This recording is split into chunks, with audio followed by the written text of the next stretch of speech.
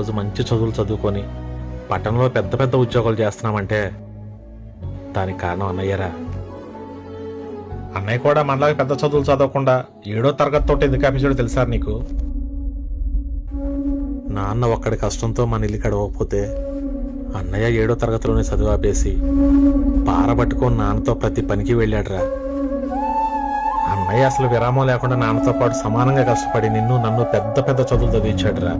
నిజంగా అన్నయ్యకున్న తెలివితేటలకి అన్నయ్య చదువుకుని ఉంటే నీకన్నా నాకన్నా చాలా పెద్ద పొజిషన్లో ఉండేవాడురా. అన్నయ్య రుణం మనం ఎప్పటికీ తీర్చుకోలేమురా తమ్ముడు.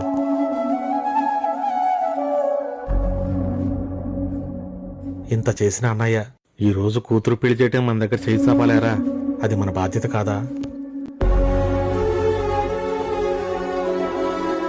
సంపాదనే ముఖ్యం అనుకుని విలువలు నీ త్యాగం మర్చిపోయినానయ్య, నన్ను క్షమించానయ్య. ఒరేయ్, మిమ్మల్ని తమ్ముళ్ళలాగా ఎప్పుడు అనుకోలేదురా.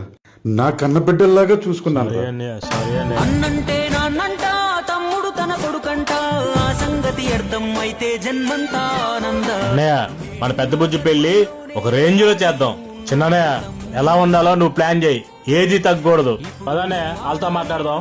ఓకేరా, కూడా తమ్ముడా, చిన్నప్పుడు నీది నాది ఒకటే ఇల్లు, ఇప్పుడు నీ ఇల్లు నా ఇల్లు అంటారే వీళ్ళు.